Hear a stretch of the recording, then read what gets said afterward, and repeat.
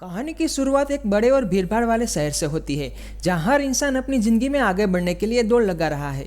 इसी शहर में एक डॉक्टर रहता है जो बाकी लोगों से अलग सोच रखता है। वह एक ऐसा फॉर्मूला बनाने में लगा होता है जिससे इंसान को असाधारण ताकत मिल सके। डॉक्टर दिन रात अपनी गुप्त लैब में काम करता रहता है और फिलहाल वह अपने इस फॉर्मूला के सारे प्रयोग चूहों पर कर रहा होता है। डॉक्टर का एक बेटा भी होता है जिसकी उम्र लगभग 22 साल होती है।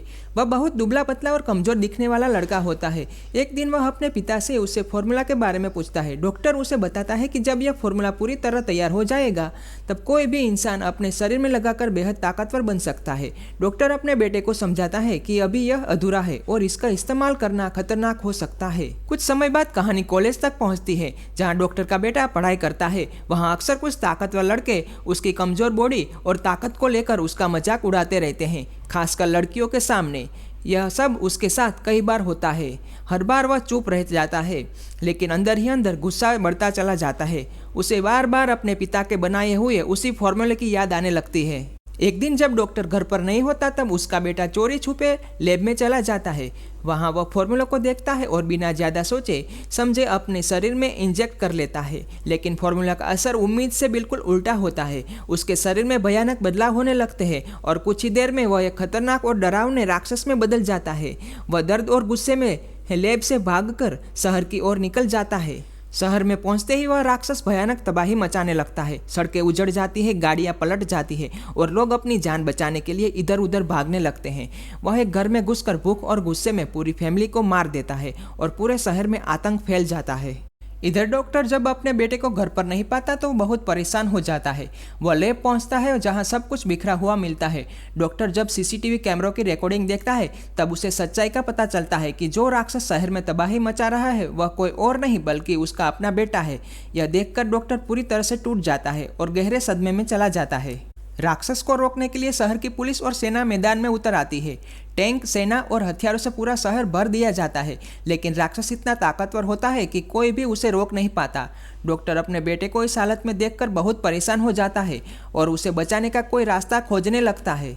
आखिरकार डॉक्टर एक खतरनाक फैसला लेता है। वह सोचता है कि अगर राक्षस के खून का सैंपल मिल जाए तो वह यह समझ सकता है कि फॉर्मूले में गड़बड़ी कहाँ हुई है। डॉक्टर शहर के अलग अलग हिस्सों में इंतजाम करता है कि राक्षस का खून का सैंपल इकट्ठा हो सके। जब उसे खून का सैंपल मिल जाता है तो वह एक नया फॉर्मूला बनाने में जुट जाता है जो पहले वाले फॉर्मूला के असर को खत्म कर सके। दूसरी तरफ राक्षस पूरे शहर में डर और तबाही का माहौल बनाए रखता है।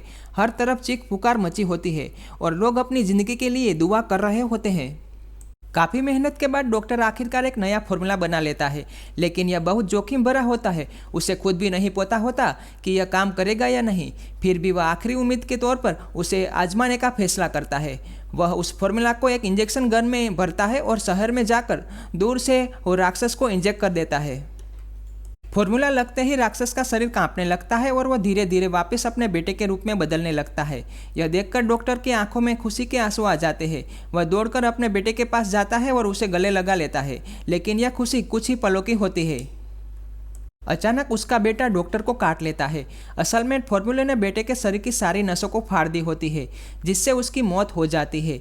डॉक्टर अपने बेटे को खोने के दर्द में टूट चुका होता है, लेकिन अब हालात और भी भयानक हो जाते क्योंकि डॉक्टर को उसके बेटे ने काटा होता है।